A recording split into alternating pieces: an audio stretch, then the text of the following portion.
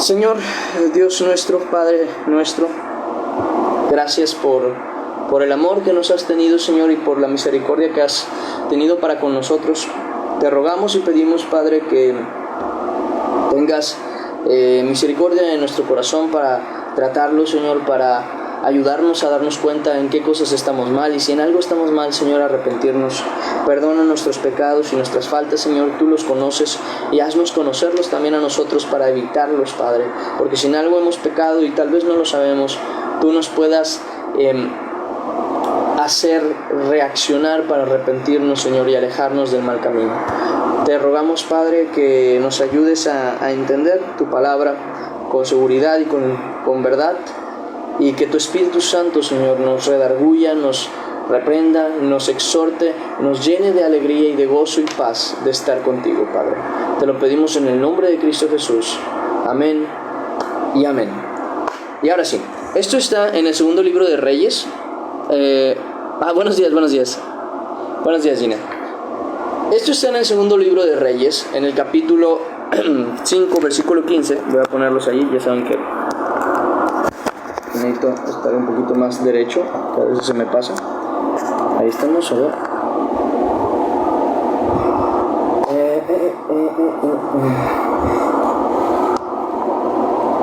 Ahí está, creo que ya, perfecto. Decía, esto está en el segundo libro de Reyes, capítulo 5, versículo 15. Y empezamos en el versículo 15 porque vamos a ver hasta el versículo 27. Para los que no recuerdan qué es lo que pasaba ayer, les hago una pequeña recapitulación. Estábamos con Naamán, el siervo del rey de Asiria, el cual había venido justamente a Eliseo porque necesitaba ser limpiado de su lepra. Y fue que Eliseo lo mandó justamente al río Jordán para que se lavara 7 veces, y le dijo, y si lo haces serás limpio. Y es donde empieza su queja, y bueno, que al final de cuentas refunfuñando y molesto, pero fue. Esto me recuerda mucho a una plática que ahorita les voy a decir, pero bueno. Refunfuñando, pero fue, y cuando sale la 7ª vez de haberse lavado en el río, sale limpio, totalmente limpio. Y dice la escritura, y volviendo al varón de Dios, o sea, ya regresando a él, dice, él y toda su compañía se puso delante de él y dijo, he aquí, ahora conozco que no hay Dios en toda la tierra, sino en Israel. Y esto es otra cosa que me hace denotar mucho lo que yo les decía, de que no era la primera vez que él estaba buscando la sanidad, que no era la primera opción que habían tomado, sino que de verdad había habido muchos intentos, por decirlo de alguna manera, muchos intentos de haber sido limpiado, y nunca fue limpiado de la lepra, sino hasta que llegó al profeta que tiene un verdadero Dios, el de Israel, y el Dios que tenemos nosotros. Y entonces para ese momento ya denotamos, o bueno, se nota mucho que realmente él ya había probado, tal vez con los reyes de alrededor, tal vez con los dioses de alrededor, tal vez con los mismos dioses de Asiria, y nunca nada rindió fruto, nunca nada funcionó. Pero cuando viene a Dios, cuando viene al único y verdadero Dios, Dios lo sana. Y entonces dice, ahora conozco que no hay Dios fuera del Dios de Israel. Y dice, sino en Israel. Y esta parte, antes de pasarme a la siguiente parte del texto, me gustaría tocar este tema. ¿Por qué? Porque incluso en Isaías también lo llega a mencionar, y lo menciona el mismo Señor. Porque entiendo que muchas veces como que a la gente le da un poco de temor la cuestión de que, mira, entonces ¿qué pasaría si yo, por dar un ejemplo, qué pasaría si yo voy y por accidente rompo un santito, una muerte, nada? Dice la escritura, y ahorita quiero ponérselos. Isaías 45, 5. Dice la escritura, yo soy Jehová, y ninguno perdón, vuelvo a repetir, y ninguno más hay, no hay Dios fuera de mí. Y después en el versículo 6 dice, para que sepa desde el nacimiento del sol hasta donde se pone que no hay Dios, que no hay más que yo Jehová, y ninguno más hay. Y ahí justamente es donde vemos una naturaleza de Dios, y es que es el único Dios. Un minuto.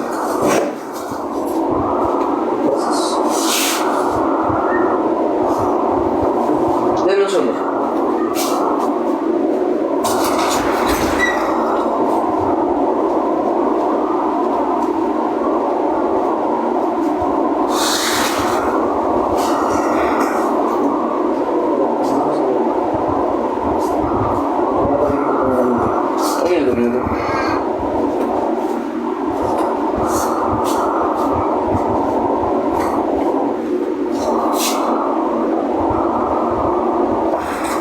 Que no sé qué manía tiene la gata de que está fuera porque se sale y no hace del baño, y la meto y quiere hacer del baño, entonces como, bueno, decía, y ahorita no tengo tiempo de estarle limpiando ahí porque si no voy a perder tiempo. Decía, no hay Dios fuera de Dios, no hay nada fuera de Él. Es más, cuando hablamos de Jesucristo y de su divinidad, y esto es algo que hemos tratado de tocar varias veces, nos podemos ir a Juan capítulo 1, versículo 1, donde justamente nos expresa la naturaleza de Cristo y la naturaleza de Dios. Juan capítulo 1, versículo 1, dice, en el principio era el Verbo, y el Verbo era con Dios, y el Verbo era Dios. Esto yo lo he tratado de explicar de otra manera, pero la forma más sencilla de decirlo es así. Cristo estaba en Dios, era parte de Dios y por lo mismo era Dios. Entonces, por eso mismo es que Dios afirma tan vehementemente que no hay Dios fuera de Él, porque no lo hay. Él es uno, y la misma Escritura lo dice, Dios uno es. Por eso mismo vemos que Jesús dice en Juan capítulo 14, versículo 10 y Juan capítulo 14, versículo 20. 14, versículo 10 y 14, versículo 20, dice, ¿no crees que yo, o sea, Jesús, soy en el Padre y el Padre en mí? O sea, es una unión total, es como, es que tendría que darles un ejemplo para tratar de explicar eso, pero lo tengo en la mente, pero no lo tengo muy claro. Imagínense esta unión, por dar un ejemplo, no sé si haya una mejor manera de explicarlo, pero esta unión hace que este dedo esté dentro de este dedo y este dedo esté dentro de este dedo, y ambos están en el uno y el otro. Es una unión total, por así decirlo. Entonces, ¿qué vemos ahí? Que uno está en el otro y el otro está en uno. No sé si logro explicarme en ese aspecto. Es la misma unión que tiene el Padre y el Hijo, aunque es el Padre y es el Hijo y el Padre. Miren, pues el ejemplo más sencillo es lo mismo que la Escritura dice, ¿no? Que el Padre es la cabeza de Jesús y Jesús es la cabeza de la iglesia. Entonces, la unión es esa misma. Si tuviéramos que dar en este ejemplo, pues el Padre está aquí y el Hijo está aquí. Y ambos son uno solo. No hay dos, no hay tres, pero al mismo tiempo no hay uno en su unidad única. No sé si me logro explicar, porque entonces en el caso tendríamos que ver, por así decirlo, por dar un ejemplo, una cabeza flotante o un cuerpo sin cabeza. Son uno en su totalidad, pero ambos conocemos al Padre y al Hijo.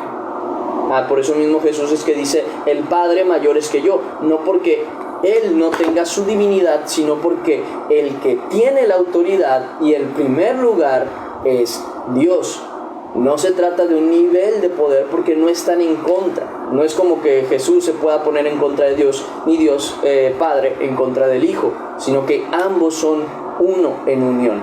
Sé que, por ejemplo, el matrimonio es conocido aquí en el mundo como una relación o una actividad romántica. Sin embargo, para Dios, y lo podemos ver en la Escritura porque hace pacto casi que matrimonial muchas veces con Israel, más que nada es, siendo también la creación de Dios, el acto del matrimonio, es el nivel de promesa de unión más grande que existe.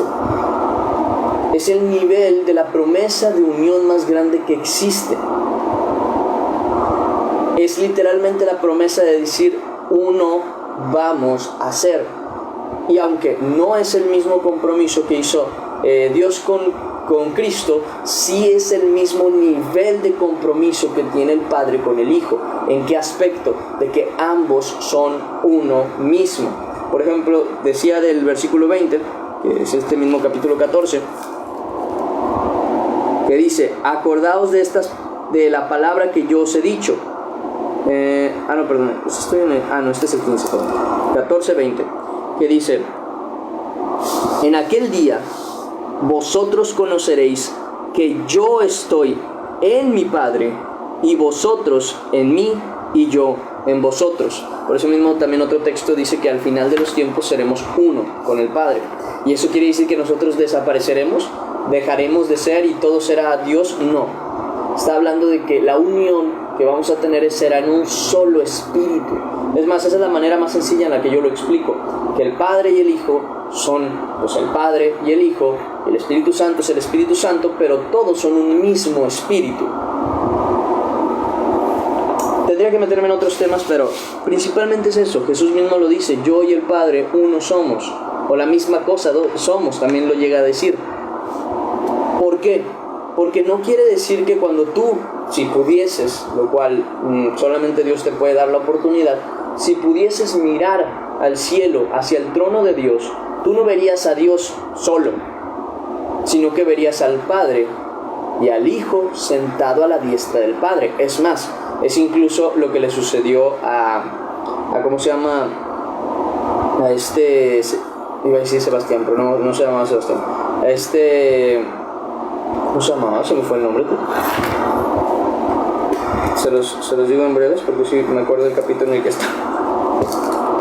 A ver, no sé por qué se me fue el nombre.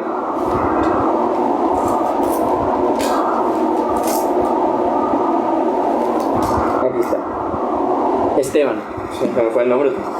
Decía, es lo mismo que le pasó a Esteban, o al menos fue lo mismo que vio. Que dice que cuando estaba en su lecho de muerte, él miró al cielo, dice que vio los cielos abiertos y al Padre y vio al Hijo sentado a la diestra del Padre. Eso quiere decir que no está, no solamente ves un ser, ves al Padre y a la diestra del Padre al Hijo. Pero esto es en lo que podríamos llegar a interpretar o entender. Incluso ya se los había dado en algún momento, con el ejemplo de una familia, que ambos son Martínez, y el Padre y el Hijo son Martínez, la familia Martínez, eso no va a cambiar, ambos son Martínez. El Padre no es más Martínez que el Hijo, y el Hijo no es más Martínez que el Padre, ambos son Padre e Hijo, y ambos son de apellido Martínez. Ahora bien, el Padre es el que tiene la autoridad, y el Hijo es el que tiene la obligación de obedecer. El Padre fue el que le dio por causa del Padre es que el Hijo tiene el apellido, pero tanto el Padre como el Hijo tienen el mismo derecho de tener ese apellido. En el caso del Señor es exactamente un término muy similar. No sería exactamente, es un término muy similar. ¿Por qué?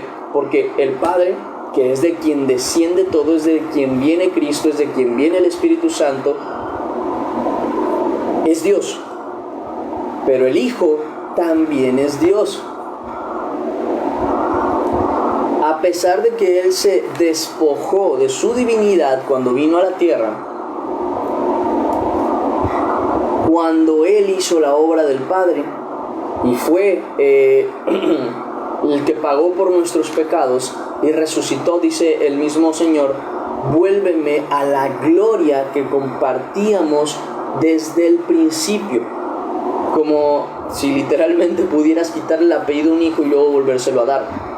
O sea, el mismo derecho que yo tenía ha vuelto a Él. Entonces ahora, a pesar de que nosotros conocemos que es el Padre y el Hijo, y sí los tenemos en esa no división, pero sí en ese orden, que yo creo que sería la forma más clara de explicarlo, en ese orden que es el Padre y el Hijo en autoridad, y al Hijo le fue dado todos los demás atributos y, vamos a decirlo así, derechos que Dios tenía. Por ejemplo, la Escritura dice que desde el principio lo dice, que Dios es el único que va a juzgar a los hombres. Pero también vemos en la Escritura que todo el juicio lo ha dado al Hijo. Eso no quiere decir que el Padre perdió el derecho del juicio, sino que el Padre y actuará a través del Hijo para juicio. Como lo que he dicho yo puedo agarrar, por decirlo así, con la boca la pluma, pero mi propia mente ha llevado a que la mano sea la que tenga esa labor. No por eso ya no soy yo el que está haciendo la acción, pero es a través de que estoy haciendo esta acción. Solamente si en este caso, por ejemplo, pudiese ser que mi cuerpo y mi cabeza tuviesen dos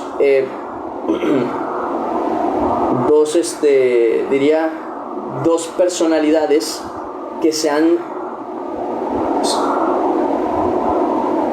tienen dos personalidades, pero aún así mi cuerpo se ha sujetado a mí. De manera que, aunque podría, nunca va a desobedecerme. Eso es más o menos lo que vemos con Cristo.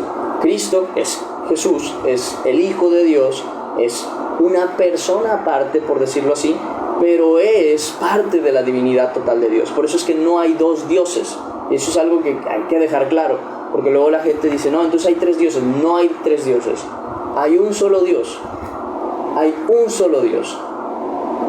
Pero vemos al Padre en autoridad superior, vemos al Hijo, al que se le ha otorgado el derecho y el permiso y las autoridades para todas las demás funciones que solamente Dios puede ejercer, y vemos al Espíritu Santo, que fue el que nos fue otorgado y por el cual nosotros nos unimos también y nacemos otra vez en Jesucristo. Para mí no es tan difícil de entender, pero si hay alguna duda al final, sin problemas puedo llegar a resolver ese asunto. Pero quiero que tengan eso en cuenta. No hay otro Dios más que Dios. No hay. Por eso mismo es que vemos también que cuando se trata del nombre de Dios, todo se hace en el nombre de Jesucristo. Todo. Porque Él es la unión perfecta entre nosotros y Dios. Y no puede haber unión perfecta entre nosotros y Dios si Jesucristo no es hombre y si Jesucristo no es Dios. No hay posibilidad, porque entonces hay una brecha, pero no la existe. Si Jesús es hombre, pero no es Dios, no hay unión perfecta entre nosotros y Dios. Pero si Jesús es Dios y no hombre, no hay unión perfecta entre Dios y nosotros. Pero siendo que Jesús es hombre y es Dios, hay una unión perfecta entre Dios y nosotros. Él es el camino por el cual llegamos al Padre. Él es el humano perfecto que debió ser Adán, y eso ya lo hemos tocado en otros temas. Él es, incluso la Escritura por eso mismo llama a Adán hijo de Dios, porque se suponía que él debía ser justamente lo que Jesús es. Y esto es algo que yo hablé una vez con Naomi, fue de que Jesús es el Adán que debía ser Adán, y nosotros somos el Eva, vamos a decirlo así, la Eva. La iglesia es la Eva que Eva debía ser. ¿En qué aspecto? Eva no puso en primer lugar a Adán, de manera que ella tomó su decisión estando en el huerto de Edén, y tomó del fruto y pecó, y para acabarla hizo pecar a Adán, porque dice que Adán obedeció a la voz de Eva. O sea, ¿quién se puso sobre? Eva. Entonces, ¿cuál es el orden que se debía seguir? Adán es el primero, Eva es el cuerpo de Adán, vamos a decirlo así, la que obedece a Adán.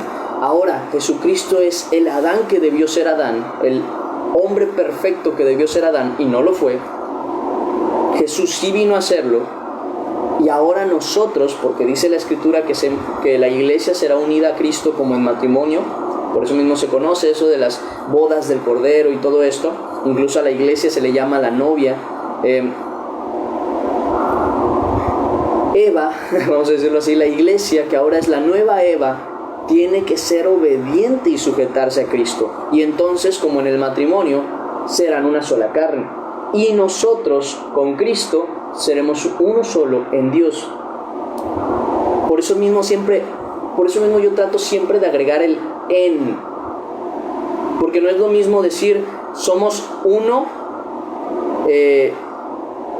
con Dios, lo cual es cierto hasta cierto punto, pero no es lo mismo decir que nosotros somos Dios. No es lo mismo, porque eso es muy diferente. Eso sería que nosotros abarcamos toda la autoridad de Dios, y no es así. Nosotros somos en Dios, en toda la magnitud de Dios nosotros estamos y somos con Él y somos en Él, pero nosotros no somos Dios, pero somos uno. Perdón, somos uno en Él. Bueno, el caso, sigamos con lo que viene siendo la lectura. Era aclarar ese punto principalmente. A mí me parece muy importante siempre dejar eso en claro, porque no quiero que confundan que Jesucristo es otro Dios aparte de Dios, porque no es así. Es más, Jesús lo llega a mencionar en algún momento, que dice: si ustedes no entendéis que yo soy, en vuestros pecados moriréis. Entonces es bien importante que entendamos que Cristo es Dios, pero no que unamos la idea de que el Padre y el Hijo no existen, que solo existe uno, que luego a veces parece como que es Padre y a veces parece como que es Hijo. No. Así como Cristo, vamos a decirlo así, así como Cristo es hombre y es Dios, así de la misma manera Dios está en el Hijo y el Hijo está en el Padre. Ambas cosas no están combinadas como si la una hiciera desaparecer a la otra, pero tampoco están separadas como si se pudiera dividir como dos. Ya hablaremos de este tema después. Dice la Escritura, siguiente parte de la lectura que a mí me interesa, y es que dice: he aquí, ahora conozco que no hay Dios en toda la tierra, sino en Israel.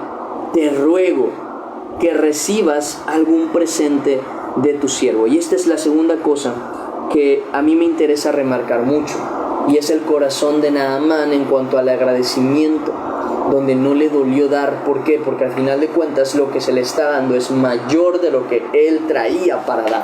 Y entonces, ¿qué dice? Recibe, por favor, te ruego, porque le dice: te ruego recibas algo de lo que te estoy tratando de dar. ¿Por qué? Porque en primer lugar, nosotros como hijos de Dios no debería dolernos dar. Primero, ¿a quién? A Dios.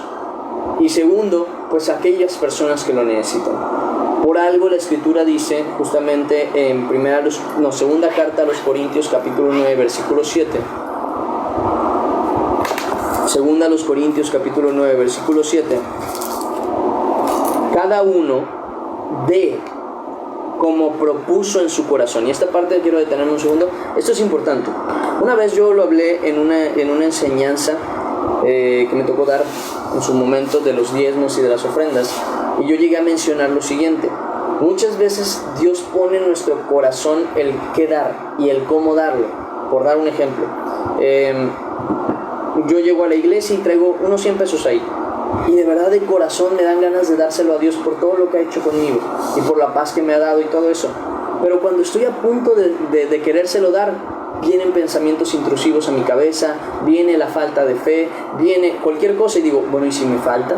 ¿Y si lo ocupo? ¿Y si lo necesito? Y entonces es donde ya empieza a menguarse ese deseo de dar. Ahora bien, yo quiero decirles una cosa: fortalezcan su fe. ¿En qué aspecto?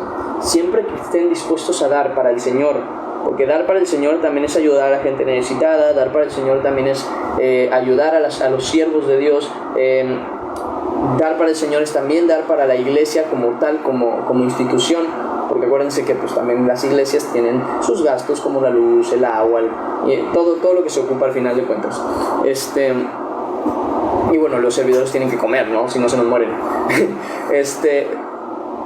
Pero la dádiva que damos para Dios, que se hace de corazón como para Dios, muchas veces nos las va a retener como nuestra propia carne. Nosotros estamos dispuestos, por eso dice la Escritura que el espíritu a la verdad está dispuesto, pero la carne es débil. Porque muchas veces nos va a pasar que quiero dar tanto, pero y sí, y otra vez empieza nuestra carne a jugarnos mal, a ir en contra de lo que nuestro corazón desea. Entonces, cuando la Escritura dice, da conforme a lo que está en su corazón, como dice aquí, dice, cada uno dé como propuso en su corazón. Yo les doy este consejo que di también en aquel tiempo: fortalezcan su fe. No dejen que su carne llegue a hacerlos dudar en cuanto al deseo de dar que tienen delante de Dios. María es un gran ejemplo de ello.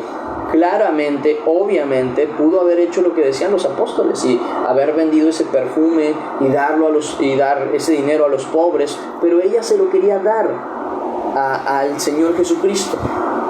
¿Y qué fue lo que hizo? De corazón, ¿qué fue lo que hizo? Lo gastó, sin miedo, sin preocupación. ¿Por qué? Por el agradecimiento que tenía. No dejó que lo que le estaban diciendo, y aparte, lo que ella misma pudo haber pensado sobre el gasto, llegara a preocuparle. Entonces yo quiero dejar una cosa en claro aquí. La fe nos permite llevar a la obra lo que nuestro corazón desea. Y cuando hablo de lo que nuestro corazón desea, me refiero específicamente a lo que ahora que estamos en Cristo, el Espíritu Santo nos lleva a querer hacer. Les doy un ejemplo. Yo quiero servir, ¿no?, en la iglesia. Quiero servir. Ese es mi deseo. Pero mis dudas, mi falta de fe me dice, no te va a dar tiempo. Mis dudas y mi falta de fe me va a decir, no va a valer la pena. Incluso mis dudas y mi falta de fe puede llegar a decir, no te van a valorar.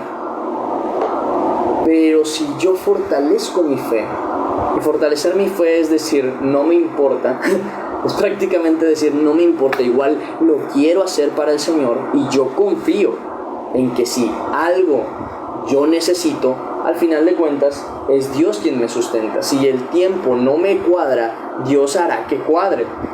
Esto yo se los he dado en el ejemplo de estos devocionales que en su momento, cuando yo quise dejarlos, porque muy al inicio, cuando todavía había a veces 5 personas o poquitas personas que realmente no sé si alguno de ellos todavía siga por aquí, yo estuve a punto de decir, bueno, hasta aquí lo dejamos porque me estoy desvelando demasiado, me estoy cansando demasiado, ya no estoy, me tengo que levantar muy temprano a preparar todo. Y yo dije, bueno, pues lo dejo, me recupero y luego vuelvo. La falta de fe. Pero Dios no me lo permitió. Y cuando no me lo permitió, entonces vino la idea y vino la palabra de Dios que a mí me dio y me dijo, yo te estoy mandando a servir. Y yo mismo voy a hacer que recuperes el sueño que en otros conceptos, en otros momentos, en otros intentos no conseguiste, y lo vas a hacer mientras aún me sirves. Y palabra de Dios siempre se cumple, y fue hecho. Desde ese momento yo dije, ok, fue cuando ya me comprometí, y Dios se comprometió para con nosotros, que es lo que ya les he dicho cientos de veces. Llegamos a hacer las predicaciones, las enseñanzas, cada día, desde esa ocasión, y Dios hizo que mi sueño se reincorporara a la hora que debía ser. Porque yo estaba durmiendo a las 4 de la mañana, a las 3 de la mañana, o sea, el horario estaba horrible. Pero yo no dejé de servir a Dios. Y Dios acomodó las cosas. Ahí yo di, aunque no era el dinero necesariamente, era mi tiempo, que también tiene su valor obviamente, pero yo di mi tiempo y mi sueño incluso por la fe de que Dios iba a prosperarme en el descanso, que me iba a ayudar a recuperarme en el descanso, a pesar de que humanamente no tenía sentido, porque en mi humanidad decía yo, bueno, a ver, si me estoy desvelando porque no me puedo dormir temprano, porque por más que lo intento no me duermo temprano, y todavía tengo que ocuparme por la mañana, específicamente los devocionales, ¿cómo le voy a hacer? ¿En qué momento voy a descansar?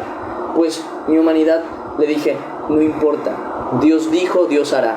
¿Cómo? No sé, ni me interesa. Dios es el que se tiene que encargar de eso, no yo. ¿Yo para qué voy a darle vueltas a algo que yo ni siquiera puedo cambiar? Entonces, lo dejé en manos de Dios. ¿Y qué hizo Dios? acomodó las cosas. Es justamente lo que les he dicho de Proverbios 3:6. Reconócelo en todos tus caminos y Él enderezará tus veredas. Y cuando tú reconoces a Dios en tus caminos es cuando tú le obedeces, cuando tú sabes lo que es correcto hacer, sabes que es correcto darle tu tiempo, tu vida, tu todo, y lo haces. Y fíjense que al final de cuentas Dios prospera esa dádiva. Incluso aquí lo llega a mencionar. Dice, de como propuso en su corazón, no con tristeza, ni por necesidad, ninguna necesidad, ¿ok? Ni por necesidad de primero sentir que estás haciendo algo bien. No. Dalo porque amas a Dios, punto. Dalo porque estás agradecido con lo que Dios ha hecho contigo y con la obra que estás recibiendo, vamos a decirlo así. No lo hagas de otra manera. Y luego dice, no con tristeza ni por necesidad, tampoco porque, ay Señor, esto es algo que quiero aclarar y ahorita lo vamos a estar viendo justamente en la enseñanza. A Dios no se le compra con dinero, nunca. Nunca. Y que ninguna persona, por favor se los ruego, no se dejen engañar por ningún predicador, ninguna persona que les diga, es que si tú das, Dios te va a dar lo que necesitas. Por favor, no se dejen engañar. La dádiva para con el Señor es por fe, por fidelidad, por gracias, o sea, por gratitud y por amor. Si nada de eso se cumple a la hora de dar, no va a ser agradable delante de Dios la dádiva, porque el don de Dios, dice la Escritura, no se puede comprar con dinero. El regalo de Dios, el bienestar, la bendición, el amor de Dios no se compra con dinero. No vas a estar bien con Dios porque le diste, no, tú le diste porque Dios ha hecho bien contigo. Es totalmente diferente el enfoque. Porque una cosa es, yo quiero que Dios me dé, por eso le voy a dar. Y otra cosa es diferente, Dios me ha dado y por eso le doy. Incluso una cosa que decía mucho el pastor era lo siguiente, dice, si tú tienes la capacidad de dar, es porque primeramente Dios ya te dio. Y eso es verdad, porque está escrito también, de lo dado por tu mano, nosotros te damos, dice David. Entonces, ¿a qué quiero llegar? Que cambien el enfoque. Yo sí quisiera que no se dejen llevar por ideas como estas, de que no, es que tú tienes la protección de Dios porque estás dando, es que tú tienes esto porque estás dando. No se dejen llevar, ni se dejen engañar por falsas doctrinas. Dios no depende del dinero. Dios ve que tú no te sujetas al dinero y confías en Él cuando tú le das, ya sea para su obra, ya sea para sus siervos, ya sea para los necesitados, ya sea para lo que sea. Pero Él lo ve por consecuencia, no como recompensa, porque lo que Dios nos da es de gracia. Dios primero nos da y luego nosotros agradecemos a Dios. Perdón, un segundo. Traigo algo aquí como una pelucita, no sé qué me interrumpe un poquito la visión. Ahí está. Es primero Él el que nos da y nosotros luego por gratitud hacemos lo que hacemos, damos lo que damos, amamos como amamos, etcétera, etcétera. Entonces, que la dádiva no sea con tristeza en primer lugar, ni tampoco por necesidad, pero sí que sea de corazón. Yo sí quiero dejar en claro que yo nunca me he negado a explicarles y enseñarles que hay gran bendición en dar, y lo hay bastante. Incluso yo soy un gran defensor del diezmo al día de hoy, no como vigente en obligación, pero sí como vigente en bendición, al igual que las ofrendas, al igual que el buen corazón para dar. Incluso aquí un poquito más adelante lo dice, porque dice, de cómo propuso en su corazón, no con tristeza ni por necesidad, porque Dios ama al dador alegre, al que no le preocupa dar. Entonces, incluso hay otro texto de la Escritura que dice que hay quienes retienen demasiado. O sea, se me fue un poquito la luz por la lluvia porque empezó a llover. Ahí está. Hay quienes retienen más de lo que deberían y vienen a pobreza, y hay quienes dan sin detener su mano y abundan. Entonces, sí hay una gran bendición en dar, y esa bendición no siempre es en ser rico. No, quítense esa idea también. Sino en que Dios nunca te va a abandonar. No es la recompensa de que des, es la consecuencia de tu buen trato con Dios, de tu corazón con Dios. ¿Por qué digo esto y por qué insisto tanto en esto? Porque así como yo insisto en la importancia de que ustedes se suelten y dejen totalmente ese deseo tan humano, tan pecaminoso de querer enriquecerse, y como les digo, que tampoco se retengan a dar, sobre todo cuando es para el Señor, porque creo que esa parte es sumamente importante, que yo nunca les voy a negar la obligación, porque es una obligación también que tenemos para con Dios, de soltar lo que es económicamente, materialmente, la riqueza en general. Pero tampoco les voy a mentir diciéndoles que eso es lo más importante. Al contrario, es lo menos importante. Es sumamente importante porque la Escritura es clara cuando dice que no puedes servir a dos señores, porque amarás a uno y aborrecerás al otro. No puedes servir a Dios y a las riquezas. Tú no puedes estar trabajando para enriquecerte en Dios y al mismo tiempo enriquecerte económicamente, porque no va a haber una unión en esa contradicción. Al contrario, muy probablemente lo único que vas a conseguir al confiar en el dinero es que cuando tú te enfermes, si no tienes dinero, tienes la idea de que no va a haber forma de que te sanes, menospreciando a Dios.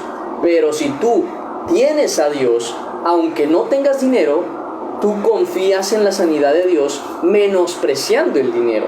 O sea, diciendo, pues no me interesa tanto tener dinero porque tengo a Dios. Eso es menospreciar lo otro. Pero incluso para ser más claro, realmente le estás dando el valor que tiene. El dinero no tiene importancia cuando Dios está contigo. Y el dinero se vuelve una consecuencia de las muchas bendiciones de Dios. Ahora bien,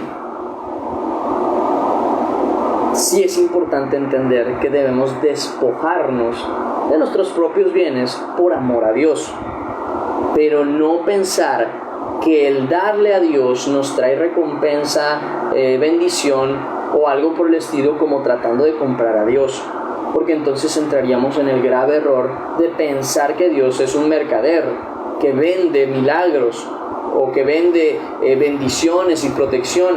Dios no es un cacique, no es un narcotraficante como para que con una cuota te proteja. No vean a Dios así, porque de Dios es el oro, la plata y todo lo existente en este mundo. O sea, a Él no le preocupa el tener o no tener, porque todo es de Él.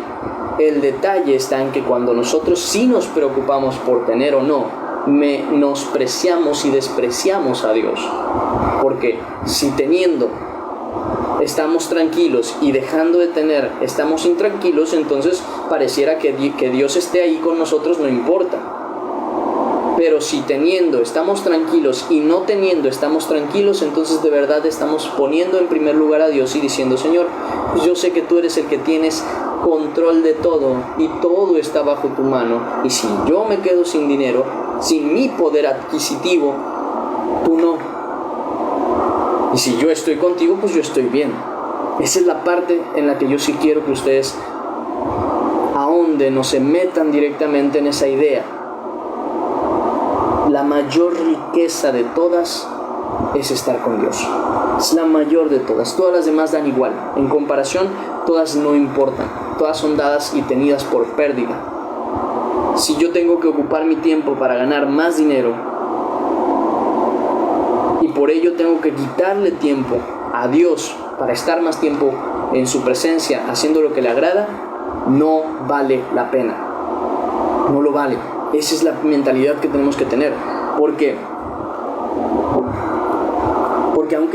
Porque si hay algo por lo que hay que trabajar, no es por el pan que perece, dice el Señor, sino por el pan que a vida eterna permanece. Por eso dice: buscad primeramente el reino de Dios y su justicia. No dice que dejemos de trabajar, pues también está escrito que el que no trabaje, que no coma, que el que no se esfuerza, que no coma. Pero sí quiere decir que no es nuestro enfoque principal, sino que es la consecuencia de que nosotros estemos con Dios.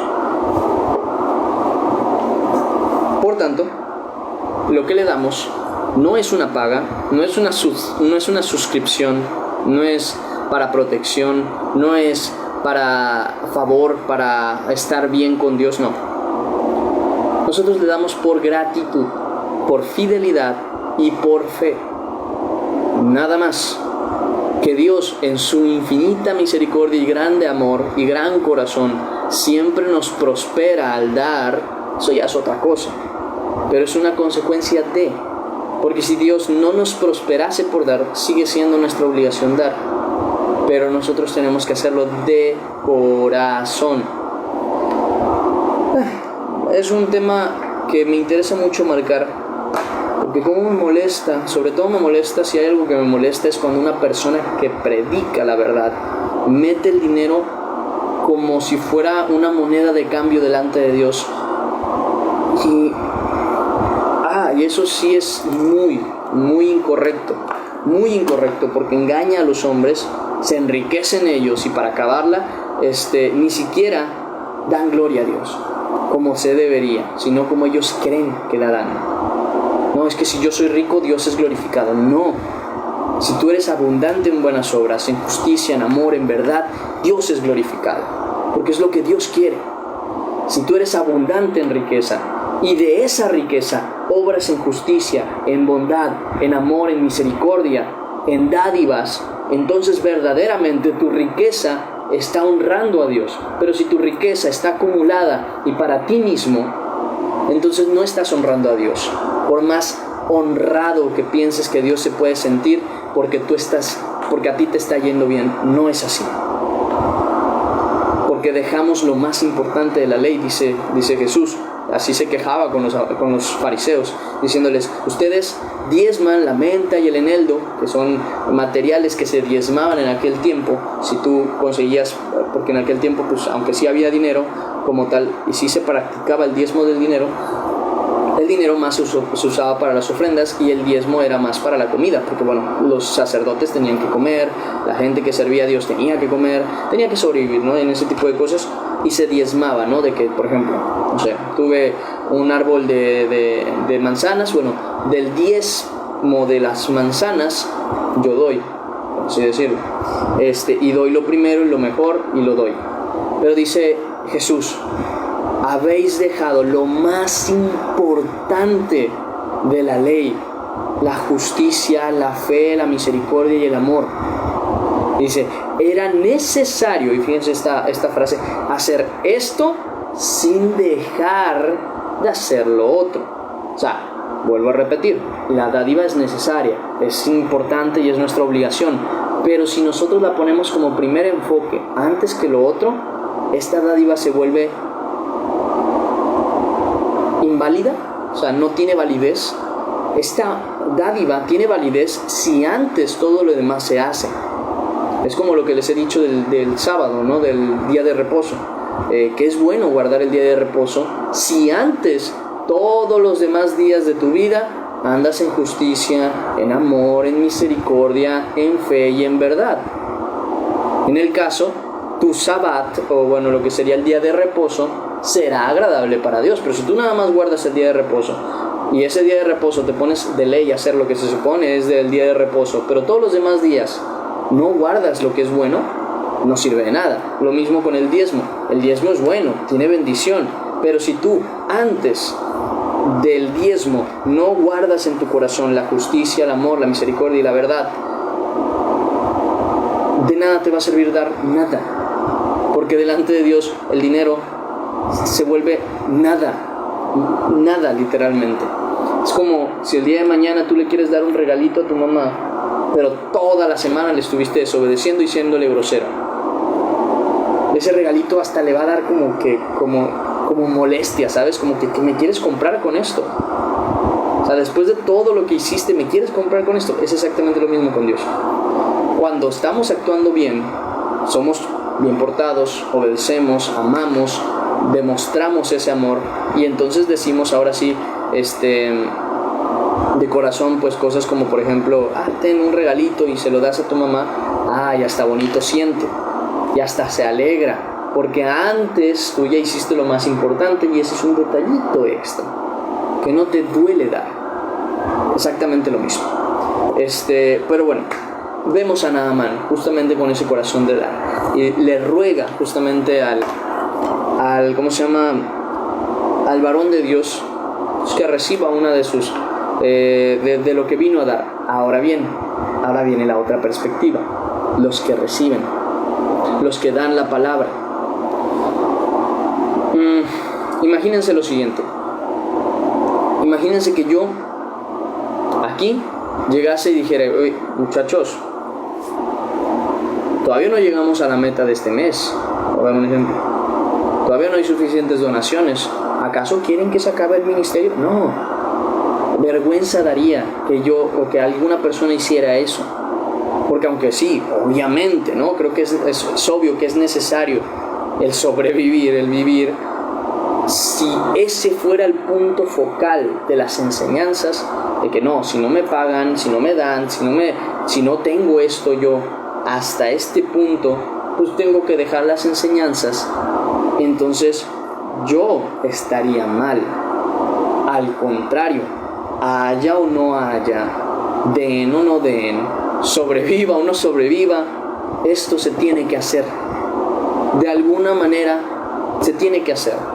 Y si me tengo que desgastar, lo cual ya lo he hecho, gracias a Dios, porque no sé que no ha venido de mí, si me tengo que desgastar por hacer esto, dejando otras cosas de lado, se hace, porque esta dádiva es primeramente para el Señor y después también para ustedes, y es de gracia, porque de gracia lo recibimos, de gracia recibimos el ministerio, de gracia recibimos el amor y el conocimiento, de gracia se tiene que dar, no es con cobro. Es más, imagínense la situación de que 50 pesos o 100 pesos el consultorado, iba a decir, la consulta para consejería. Qué vergüenza daría eso, porque entonces ¿dónde está realmente el deseo de que la otra persona esté bien? No tienes dinero, pues no tienes derecho a ser aconsejado. Qué vergüenza daría, pero hay personas que lo hacen. O incluso de que no, paga tanto y la bendición de tal cosa estará en ti. Qué vergüenza que una persona use el evangelio para enriquecerse. Dice la Escritura: la generosidad es un medio de ganancia bueno, si va acompañado de alegría en el Espíritu Santo. ¿Por qué? Porque quiere decir, sí, es bueno, porque el obrero es digno de su salario, recibir de Dios, si lo que tú estás haciendo, en primer lugar, es para los que están allá, los que lo necesitan, tengan o no tengan. Y si Dios permite bendecirte a través de ellos, bien. Y si no, dice la Escritura, y lo dice claramente en cuanto a Pablo lo llega a mencionar, no son los hijos los que están obligados a guardar para los padres, son los padres los que están obligados a guardar para sus hijos. O sea, los hijos, por agradecimiento a sus padres, los cuidan, los mantienen, es más, por honrar a sus padres, tal como dice la palabra. Pero son los padres los que están en la obligación, literal, en la obligación de dejar ¿cómo se dice? Dejar un sustento para cuando ellos se vayan. ¿Por qué creen que la herencia principalmente se hace de los padres para los hijos? Porque es la obligación de ellos. Entonces, en mi caso, por ejemplo, es un beneficio y es de gracia que la gente me apoye, pero es mi obligación para con ustedes el traer la enseñanza, el traer la palabra, el buscar, el orar por ustedes, el tratar de cuidarlos en la medida de lo posible y de lo que es correcto, Dios me permite. Es mi obligación y por amor a ustedes se tiene que hacer. Al contrario, no. Por lo mismo, todo esto se los digo nunca para exaltarme, jamás. Yo soy de Dios y Dios es el que hace las obras en mí. Yo no. Sino es para que ustedes reconozcan cómo es un siervo de Dios y cómo tiene que ser. Por tanto, aquí es donde entramos en este aspecto, por tanto, mucho tiempo yo hice esto justamente que va a ser Eliseo. Yo pienso que por lo mismo Dios lo permitió. Dice que en el versículo 16 dice: mas él dijo: vive Jehová, en cuya presencia estoy, que no lo aceptaré. O sea, esto lo hice para que se diera gloria a Dios. Y dice, y le instaba que aceptara alguna cosa, pero él no quiso. Ese es... yo sé que ustedes tendrán la sabiduría para reconocer un siervo de Dios y alguien que de verdad no se está buscando enriquecer para nada con el Evangelio, sino que se entrega de corazón para con ustedes. Pero ténganlo muy en conciencia. Yo sí les soy muy claro en este aspecto. Si ustedes conocen, y se los digo principalmente en lo que está cerca de ustedes, una iglesia, siervos de Dios, que ustedes tienen a la mano, allí en persona, que de corazón se entregan, se desgastan por el pueblo de Dios, y tienen la posibilidad de ayudarles, no económicamente, a veces con tiempo, a veces es incluso en oración es lo más importante, en oración, con comida, con lo que puedan. Y saben que son siervos que de verdad se entregan por las ovejas de Dios y aman a Dios y andan en santidad. No duden, no les duela dar, porque de verdad el obrero es digno de su trabajo, justamente de su salario, justamente lo que estábamos mencionando. Son personas que se están entregando por ustedes, y yo hablo por ellos, no por mí, porque ellos son los que están ahí para ustedes. Yo agradezco todas las ayudas, pero al final de cuentas yo no estoy allá, aunque quisiera, no puedo. Yo no puedo sentarme con ustedes a platicar sus temas. Yo no puedo ponerme a leer la Biblia con ustedes, porque no estoy allá. Hay personas que sí puso Dios con ustedes allá y que van a necesitar incluso más la ayuda, porque están entregándose, desgastándose, y es que ellos no van a dejar de hacerlo. Ese es el detalle. Si ellos no reciben, ellos no van a dejar de desgastarse por amor a ustedes. Así Pablo lo decía: si me es necesario desgastarme hasta mi propio cuerpo por amor a ustedes, lo haré. Y es que los siervos de Dios son así. Aunque no reciban nada, se van a seguir desgastando. Entonces nosotros, por amor a ellos, a justamente esos que se entregan de corazón, para que no se nos vayan antes con Cristo, nosotros tenemos que esforzarnos por ayudarles, porque si tenemos la posibilidad, se da conforme a esa posibilidad. No esperen dar también lo que no tienen, pero por lo mismo, porque ellos no van a dejar de hacerlo. Eso es una cuestión que tenemos que tener en la mente. Si yo no doy a la gente que de verdad está entregándose porque yo esté bien con Dios, porque yo me aleje del pecado, porque yo conozca de la palabra, si esas personas no van a dejar de hacerlo, yo les ayude o no, y se van a seguir desgastando por nosotros, qué mejor que ayudarles a que al menos su desgasto no sea tan grave, a que al menos su entrega no sea tan perjudicial para ellos, por así decirlo, por amor a ellos principalmente, porque ellos, si son del Señor y son siervos de Cristo, no van a dejar de hacerlo. Eso es de ley, no lo van a dejar de hacer. Ahora, ¿qué tanto? No podemos al menos nosotros tratar de ayudar con lo que nuestro granito de arena se pueda dar. Ahora bien, esos siervos, como dije, muchas veces hasta se van a negar a recibir. Ustedes lo saben. Y si por alguna razón alguien se niega a recibir, al menos oren por ellos. Se necesita, de verdad, no saben cuánto se necesita. Entonces, procuren a esas personas que de corazón Dios ha puesto para ayudarles y servirles. Sé que Dios, si es que en este momento no conocen a alguien así, sé que Dios les pondrá a alguien así, cerca de ustedes. No teman, no se retengan en ayudar a esas personas, porque no solamente les aman a ustedes, sino que aman primeramente a Dios. Y se nota por este tipo de situaciones. Son personas que, de ser posible, no pedirían nada, se entregarían por completo.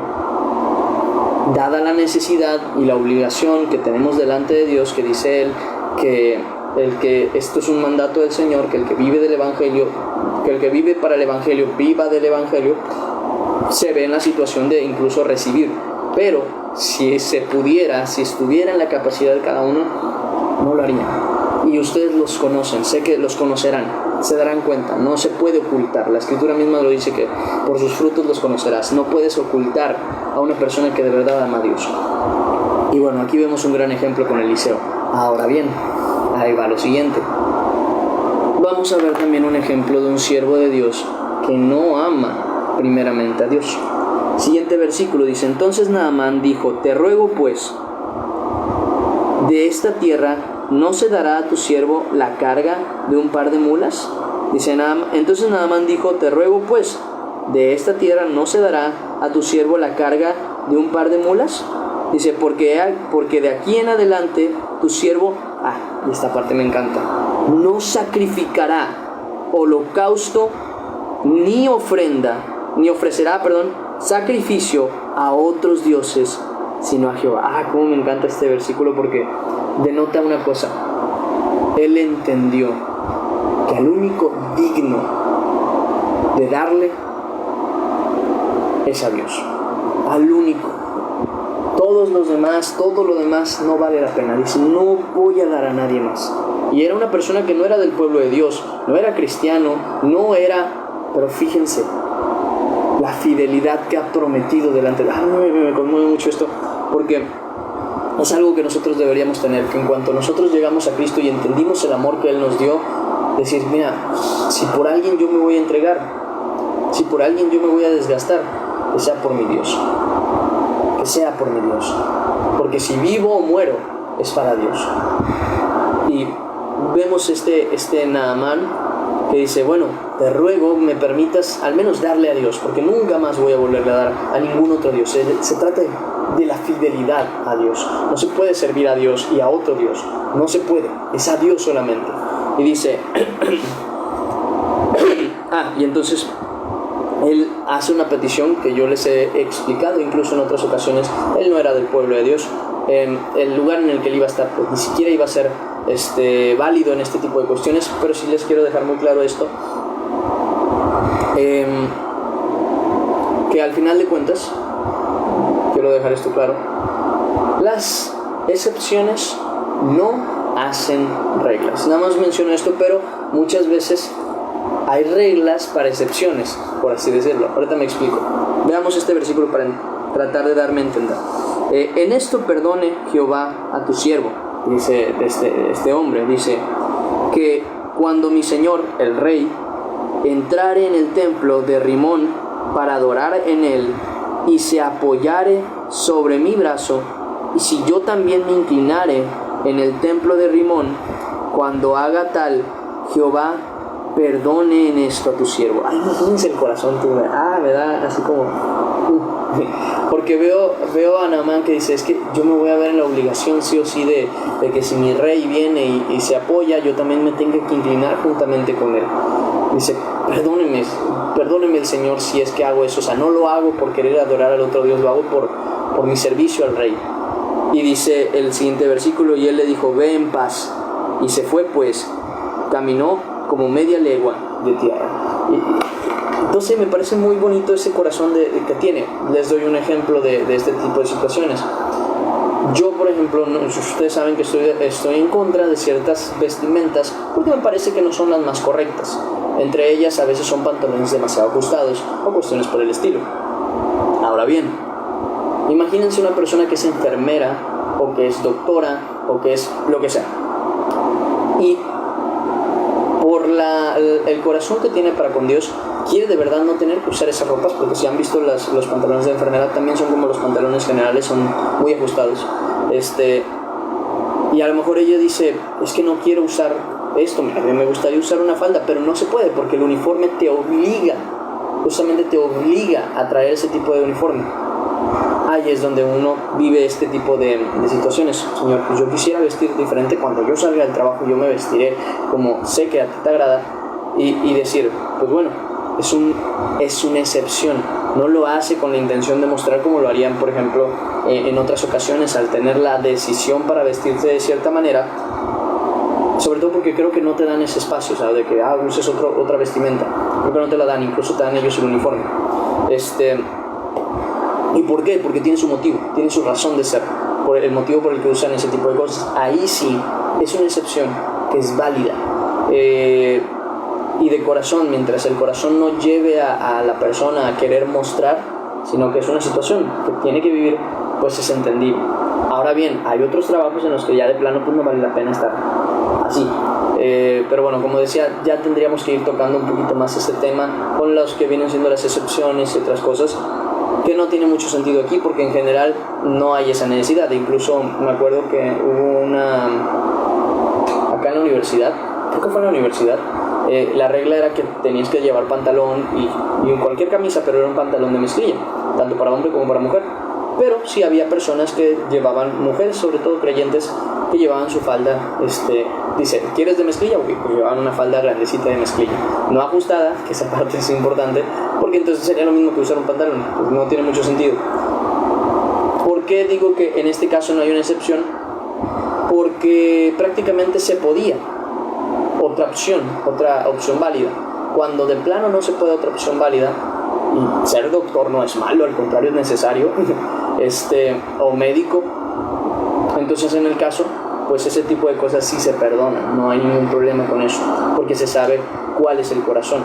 Pero cuando sí se tiene la oportunidad y sí se tiene la opción y no se hace, ahí es donde justamente pues hay un problema, ¿no? Y se los digo porque en este caso este hombre tuvo que vivir esto. Pero por ejemplo, cuando vamos a Daniel, conocemos a Adrat, Mesach y Abednego, que dijeron, yo no me voy a hincar ante ninguna estatua. Y el mismo Daniel, y cuando vamos al libro de Ruth, también vemos a otros que dicen, yo no me voy a hincar ante ninguna persona en adoración, ni mucho menos. Y tuvieron consecuencias por ello. Pero Dios se agradó de ese corazón. Entonces, en ambos casos puede suceder una cosa o la otra. Que sí, yo diría que entre más tengas el corazón para decir, sabes que mira, yo no lo vuelvo a hacer, mejor. Pero, es donde va el pero, también hay que tener conciencia, lo digo para nosotros, de no juzgar ciertas situaciones porque Dios las perdona a sabiendas de la situación. No todos son tan fuertes como para sobrellevar una carga. No todos son tan fuertes, pero ciertamente cuando lo hacemos de corazón estamos dispuestos incluso a morir por solo servir a Dios. Y en el caso de este hombre, pues ni siquiera era del pueblo de Israel, y lo que estaba haciendo era exageradamente más de lo que cualquiera en muchas ocasiones llega a hacer, porque el pueblo de Israel sí se equivocó bastante, incluso adoró a otros dioses entre otras cosas. Pero bueno, nada más es ese detalle que se toca para que en ningún momento se llegue a juzgar o prejuzgar solamente por las apariencias, porque Dios es el que sí conoce y sabe si una cosa la perdona o no. ¿Sí? Siguiente versículo dice, entonces Giezi, criado de Eliseo, y aquí es donde entramos a ver a otro siervo que no es de corazón delante de Dios correcto, dice, entonces Giezi, criado de Eliseo, el varón de Dios, dijo entre sí, he aquí mi señor estorbó a este sirio Naamán, no tomando de su mano las cosas que había traído. Vive Jehová, que correré yo tras él y tomaré de él alguna cosa. Cuidado que no quiero rayar mi Biblia. Dice, siguió Giezi a Naamán, y cuando Naamán vio que venía corriendo detrás de él, se bajó del carro para recibirlo y preguntó, ¿va todo bien? Y él dijo, bien, mi señor me envía a decirte, he aquí vinieron a mí en esta hora del monte de Efraín 2 jóvenes de los hijos de los profetas. Te ruego que les des un talento de plata y 2 vestidos nuevos. Dijo Naamán, te ruego que tomes 2 talentos, y le insistió, porque le había pedido un talento. Fíjense, ahí Naamán actuó de corazón. Eso estuvo muy bien. De parte de Naamán actuó excelentemente bien. El problema es Giezi. Y dice, y ató 2 talentos de plata en 2 bolsas y 2 vestidos nuevos, y lo puso todo a cuestas a 2 de sus criados para que lo llevasen delante de él. Y así que llegó a un lugar secreto, él lo tomó de mano de ellos y lo guardó en la casa.